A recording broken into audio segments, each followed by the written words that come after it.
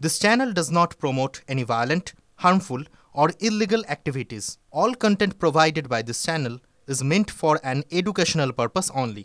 Top quality और consistent performance के लिए सिर्फ सिल्वर पंप नाम याद रखना। কামারহাটিতে দাঁড়িয়ে ফের অর্জুন সিংকে চ্যালেঞ্জ মদন মিত্রের। এখানে অর্জুন ঢুকতে পারলেও বেরোতে পারবেন না। ফের ব্যারাকপুরের প্রাক্তন বিজেপি সাংসদকে হুঁশিয়ারি দিয়েছেন কামারহাটির বিধায়ক। অর্জুন কামারহাটিতে ঢুকলে ছিবড়ে হয়ে যাবে। দুদিন আগে এমনই হুঙ্কার দিয়েছিলেন মদন মিত্র।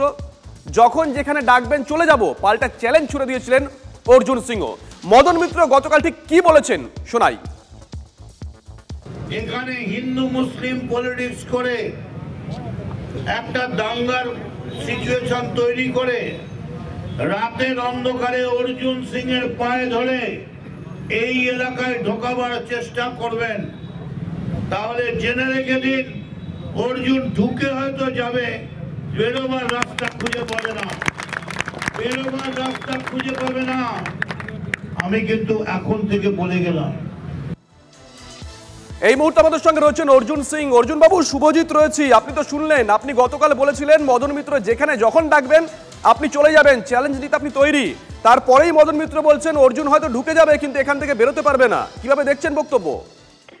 দেখুন, প্রথম তো এই মাতাল পাগলের কথা রোজ রোজ আমি উত্তর দেওয়া মনে করি না।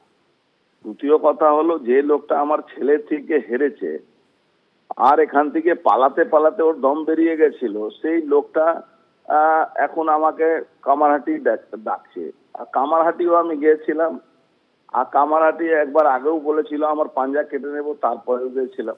কালকেও আমি কামারহাটি দিয়ে গেলাম। তো মদন মিত্রকে একটা কথা বলবো, টিভির সামনে অত ভাঁট বকার থেকে ভালো ও কবে কোথায় কি করতে চায় সেটা বলে দিক, সেইভাবে আমরা প্রস্তুত আছি।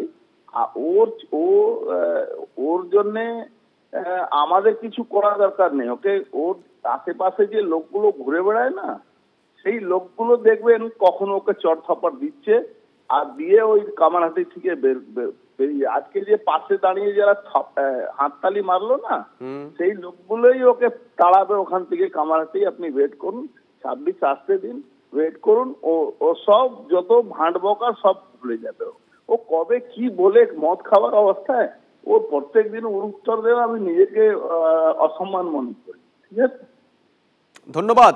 আমরা কথা বললাম অর্জুন সিং এর সঙ্গে। দেখুন, এই দ্বৈরথ কিন্তু বেশ কয়েকদিন ধরেই চলছে। অর্জুন সিং কামারহাটিতে ঢুকলে ছিবড়ে হয়ে যাবেন, দুদিন আগেই হুঙ্কার দিয়েছিলেন মদন মিত্র। অন্যদিকে অর্জুন সিং পাল্টা বলেছিলেন মদন মিত্র যেখানে যখন তাকে ডাকবে তিনি পৌঁছে যাবেন। অর্জুন সিং এর জামাটা যত সাদা ওর ভেতরটা তত কালো নোংরা, তাই জন্য মানুষ ওকে একদম ছোবড়ার মতো ফেলে দিয়েছে।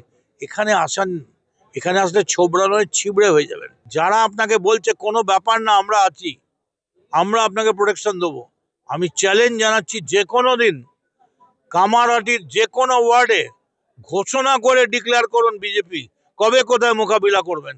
এখানে ওইসব লুডো খেলা সব হবে না, এখানে যাদবপুর হবে না, এখানে যা খেলা হয় তাই হবে। ভালো খেলা হবে, বড় খেলা হবে। আরে আমায় যদি কেউ ডান্ডা দিয়ে মারতে আসে আমি কি রাস্তায় পড়ে থাকবো নাকি? মোটা রান্নাগুলো আমাদের সামনে নেই নাকি? যা খেলা হবে তাই হবে।